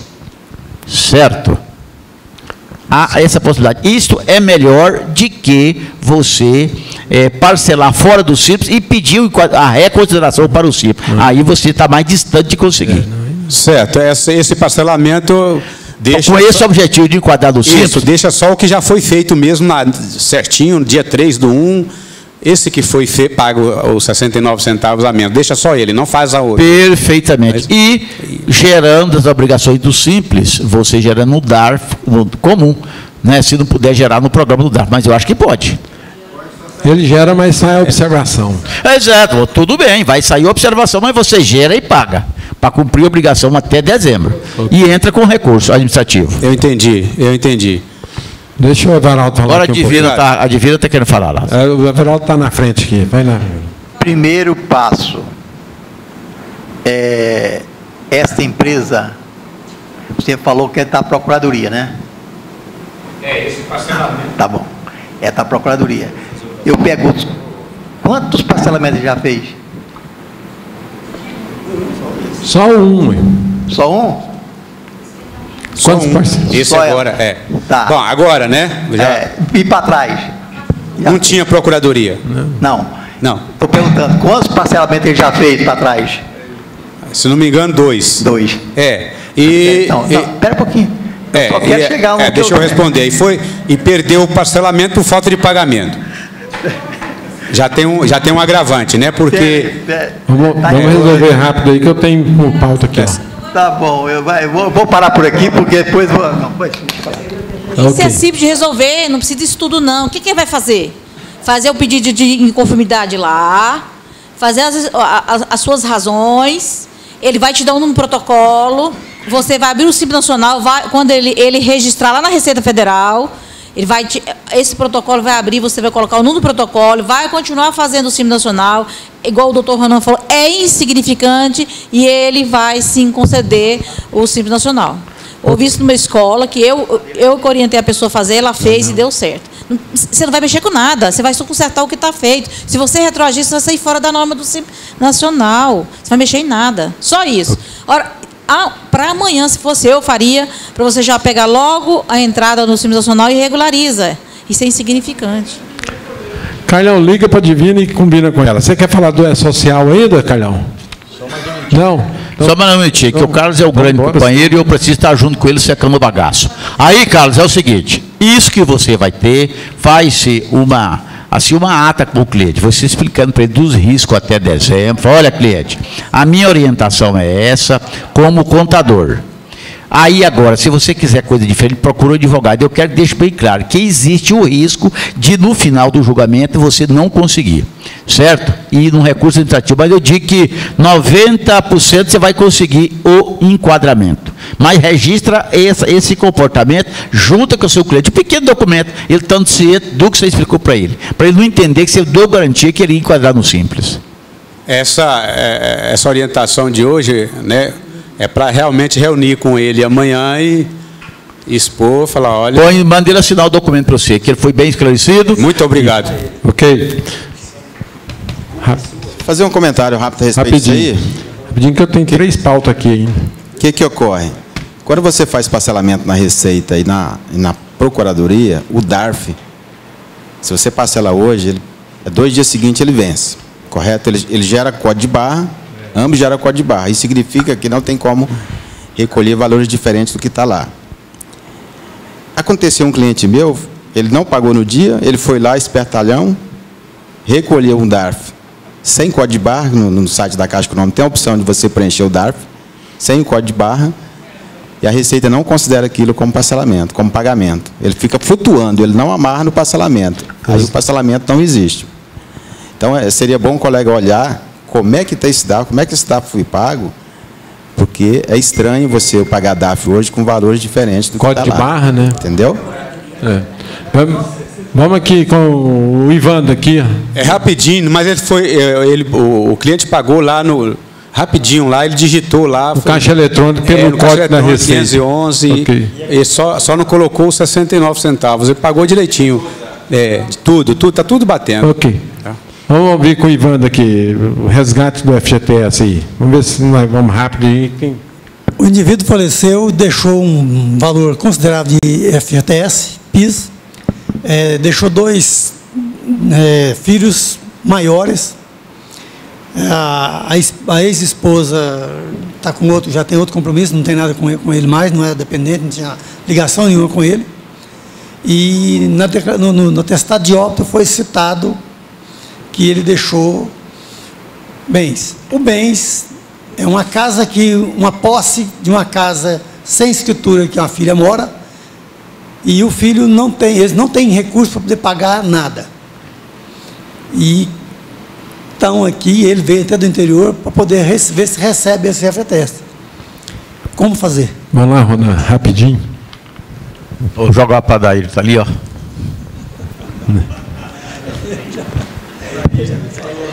Meu advogado. Não, mas tem que abrir o inventário aí. Para abrir o inventário tem que pagar, e não tem como pagar.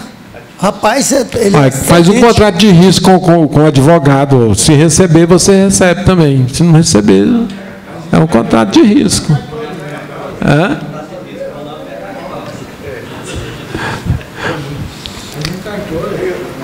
Ronan pega contrato de risco, Ronan? É difícil. Ivandro, mas é o seguinte, o cidadão deixou uma casa que é uma posse. Posse que não vão mexer. A menina mora lá e ela vai ficar nessa posse, acabou. Posse é posse. Posse não se inventaria, posse, né? Então aí. Mas citou bem no inventário, no certidão de óbito. E essa posse é. Mas o bem é a posse, certo? O bem é a posse e o FGTS. Certo? A mulher da menina tem que continuar na posse, que ninguém vai tirar, que ela tem uma posse daquele bem. E o fundo de garantia que ele faleceu, ele deixou, e essa que mora na posse, ela é de maior ou menor? Tudo é de maior. Todos são de maior? Não, aí é no inventário. A vara judicial vai dar poder para o inventariante sacar o FGTS. Porém, eles não têm dinheiro para poder pagar um centavo. Não, aí é outro departamento. Então você fala para ele, vai perder para o governo e acabou. Pronto. Não tem dinheiro para pagar, uai. Aí é o que o Ali falou, acha um advogado que tenha tempo e queira pegar isso aí, sabe? Ok, vamos correr aqui rapidinho para ver se dá. O MEI aí do Claudemir.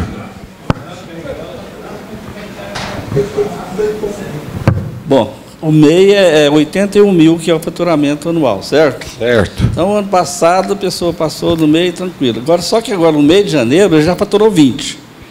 Eu espero chegar lá nos 80 para poder desenquadrar ele. Ele vai ultrapassar mais de 20%? Não. Pois é, não. Fala assim, ele faturou 20. Você tem certeza que ele vai ultrapassar os 81. Então é melhor você pedir o desenquadramento dele logo, de imediato, porque senão você tem que retroagir, se for mais de 20%, você tem que retroagir e recolher tudo no presumido com multa. Não, porque a minha ideia era o seguinte, deixa ele faturando os 20. Não, senhor. Não, mas eu digo o seguinte, eu deixo ele faturando os 20 mil até 4 meses, por exemplo, né? A minha ideia, 4 meses, dá 80 mil, aí nesse momento eu desenquadro. Mas aí, proporcionalmente, ele já ultrapassou. Porque você está fazendo 4 meses, ele está com 80, já ultrapassou. Mais de 20%. Não, é 81 aí. Pois é, moço. No ano. Mas ele não vai fazer do ano, ele vai fazer de 4 meses. Em 4 meses você faturou quase praticamente o total. Então... não, tá certo. Transforma ele em simples urgente. Porque eu estava imaginando que poderia desenquadrar quando inteirasse lá os 80. E desenquadrar lá no mês de abril, por exemplo. Mas não desenquadra. Não, ela é proporcional, é 6.750 por mês. Então você já ultrapassou no primeiro mês, segundo mês, terceiro mês, quarto mês. Então você já está. Não faturar mais nada. Porque se for levar a sério, um mês. Você desenquadrando, você já ultrapassou mais de 20%. Mas veja bem, digamos que até abril eu faturei 80 mil. Aí não faturo mais. Deixa o Altamir dar uma luz aí. Fala aí. Sugestão, se ele esperar os 3 meses, que o presumido são trimestrais, né? O cálculo. Ele não passa por simples. Ele desenquadrar agora, ele vai sair do. Ele não enquadra do simples, mas não é. Eu acho que sim. Eu acho que sim. Deixa eu te dar um comentário aí. Espera aí só um pouquinho. Quando ele é MEI, ele é simples nacional.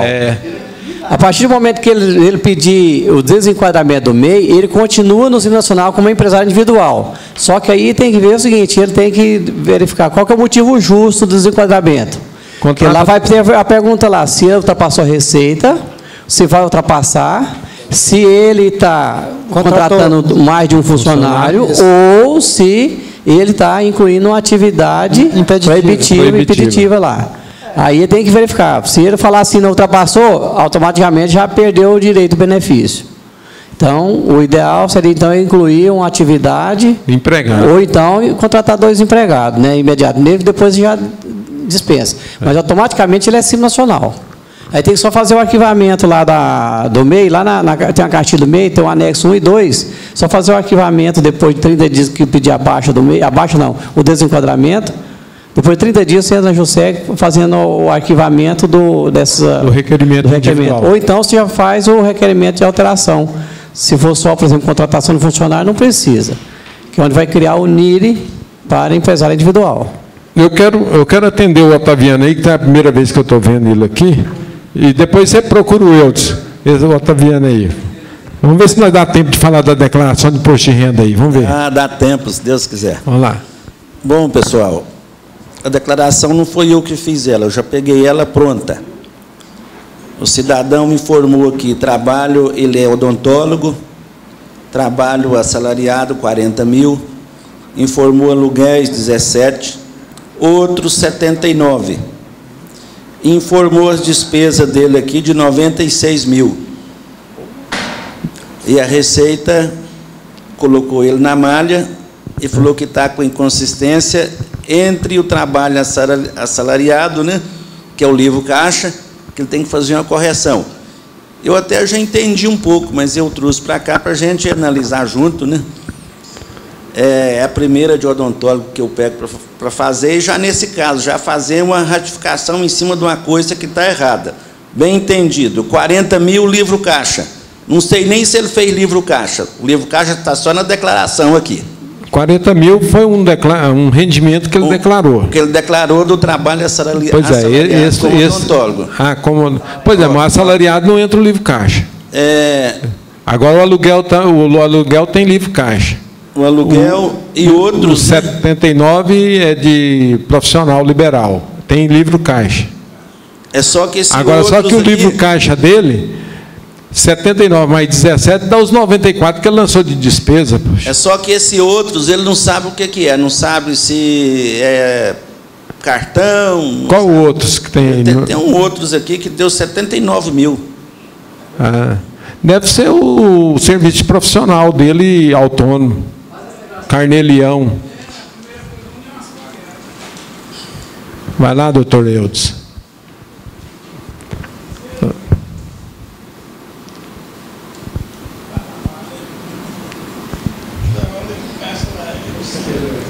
Enquanto ele vai olhando, deixa eu passar um outro pano, outra bananinha quente aqui também. A senhora vendeu a propriedade, recebeu o dinheiro, não escriturou, já repartiu com as filhas, que é herança, né? E agora quer saber como que faz a declaração dela. Ela vendeu, recebeu e não escriturou. E nem fez contrato de compra e venda. Deixa o Ronan.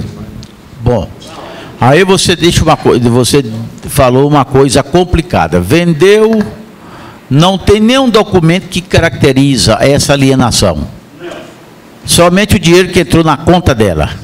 Rapaz, e o valor foi quanto? Uns 400 mil. Não, eu acho que é difícil o cara coloca 400 mil na conta de uma pessoa sem um documento qualquer. Ela não te falou corretamente. Você fala para ela, arruma o contrato, que eu quero ele. Tem o contrato. Tem o contrato, tem um documento. Ninguém faz isso, certo? Põe 400 mil reais na conta de uma outra pessoa.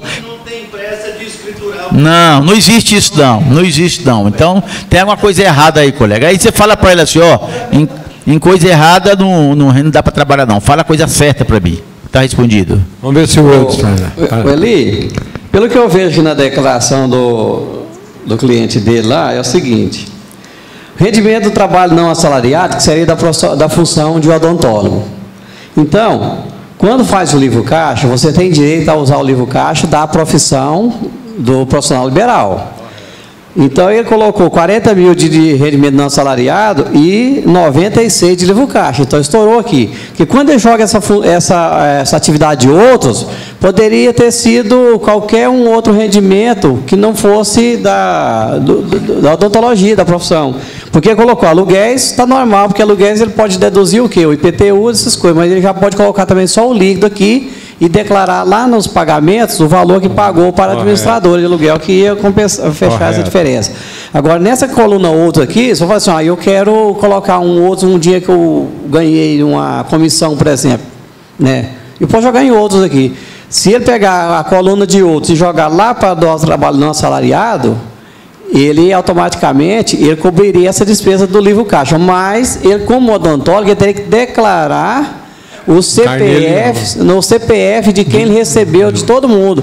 É onde provavelmente ele não tinha esse controle, e aí ele jogou em outros aqui para cobertar o livro caixa dessa pessoa aí. E para pagar menos imposto no final, né? Porque o livro caixa. Pois é, mas esses 40 mil é não assalariado. Não assalariado, mas a profissão de odontólogo. Então ele está declarando como odontólogo. Mas ele provou aí com o CPF os serviços 40 aqui, não? Quando você declara quando você faz a declaração, só dentro da declaração que ela vai o CPF que você declara. Dos rendimentos. Dos rendimentos. Mas aqui, quando imprime, sai só o resumo, né? Só o consolidado. Correto. Só o consolidado. E aí, o que a Receita falou? Bom, se ele é odontólogo, se ele trabalhou como odontólogo e recebeu 40 mil, então ele não pode declarar o livro caixa dele 96, está estourado, é onde ele está na malha. Não, mas também esses 96 aí foi exagerado aí. É porque ele jogou umas 79. Se você pega os 40 mais os 79... Se ele joga todo ele lá com o rendimento trabalho não assalariado, ele dá a cobertaria. O rendimento total dele aí deu quanto? Olha aí. 79, 119, 119 mais 17, 136. Porque tem uns quebrados, que dá 136. Dá 137,300. Então ele utilizou 2 despesas de instrução e menos o livro caixa dele, 96. Não, sobrou, pois é, mas... Sobrou a base de cálculo de 37 mil. Mas mesmo assim... Mas não pagou imposto. Não, pois é, ele pagou, na verdade, R$1.300 de imposto. 1.300. Mas acontece o seguinte, o que é que pega para ele? Porque o livro caixa, ele pode deduzir o livro caixa da atividade profissional. E a atividade profissional dele só deu 40 mil de rendimentos. E ele está lá batendo 96, a Receita quer saber... Pois é, mas do aluguel pode ter livro caixa também. Não, mas é R$1.400 de aluguel, deu 17 mil de aluguel no final do mês. Então, mesmo assim, mas o que ele pode abater do aluguel? Ele pode usar o livro caixa do aluguel, se ele tiver pago alguém para administrar esses imóveis, pode deduzir o IPTU, se ele tiver pago. Mas aí... E a comissão do cobrador lá? É R$1.400 mensal. Então, assim, o livro caixa dele do aluguel ficaria ínfimo. Agora, nesse caso, o que acontece? Como ele declarou em outros, que para ele declarar com rendimento não assalariado para cobertar o livro caixa, ele teria que declarar o CPF, porque a Receita não aceita, no caso de profissional liberal, ele declarar rendimento sem o CPF da fonte de origem. Fonte. Mas do Carnelião eu apertei um pouco em ele, eu conversei bastante com ele já. Esses outros, ele acha que é cartão de crédito, as pessoas fazem o serviço, né, e passa cartão. Eu já dei assim uma apertadinha nele, falei, você tem que contar para mim o que é isso, senão eu não tenho jeito de trabalhar. Deixa eu ver aqui. É o que o Wildo já falou ali, colega. Só explicar para você, se tira ele da malha. Vai retificar a declaração, limitando-se as despesas do livro caixa à receita que ele teve lá de odontólogo, né? Essa despesa do livro caixa não pode ultrapassar a de odontólogo. Desse outros, igual o Wildo colocou, se for rendimento de locação, você vai lançar o líquido do aluguel, mas lá no lugar correto você vai colocar as despesas de locação, que é compra imobiliária, essas coisas. Provavelmente ele não tem isso. Então você vai retificar a declaração, limitando-se as despesas do livro caixa nos rendimentos de odontologia. Se ele ter só R$40 mil, e até o conselho, não joga os 40 exatos, não, joga só 35 de livro caixa, mas você terá que escriturar o livro caixa, certo? E esses outros, igual o colega já falou, tudo isso aí teria que ter submetido à tabela progressiva do Carnelião. Ele recolheu o imposto de renda da fonte? Não. E a Receita não está cobrando isso. E você está com sorte ainda, sabe? Eu acho que se pegar... pegar esse 79 e lançar como profissional autônomo lá. Mas para lançar lá na atividade profissional, ele tem que ter CPF. Ele deve ter ficha. Ele passou no cartão. Se ele passou no cartão, se ele fez ficha com o CPF, identificou aquele cliente dele, ele pode transferir lá do outros para o rendimento assalariado para ir migrando um para o outro. Mas se não tiver, ele tem que deletar essa informação. Ou então já pagar, assumir o imposto dela normal. Mas ele deve ter CPF lá doidado. Deve ter CPF adoidado. Ele está tentando fazer um trabalho, eu apertei ele com a secretária dele, e eles estão tentando CPF legal, né? Legal. Pois é, ele falei, não faz coisa trambicada, a clientela dele lá tem muito. Se você conseguir o CPF, inclusive a secretária falou, a minha mãe fez um serviço com ele e não pegou recibo. Falei, se não pegou recibo, né? Ela fez o trabalho, pagou. Então pega o CPF dela, né? É isso que o colega falou. Pega do outros e transfere para despesa, né? Quando o cidadão está oferecendo receita, ela não cai na malha fina. Ela, o que faz? É a confrontação. Eu te dou você me dá um recibo de 10 mil, eu declaro o recibo de 10 mil, aí o cara já fica, esse recibo de 10 mil aqui não tem procedência. Aí vai lá na malha para conferir com você, confrontar com você, se você realmente recebeu os 10 mil meu.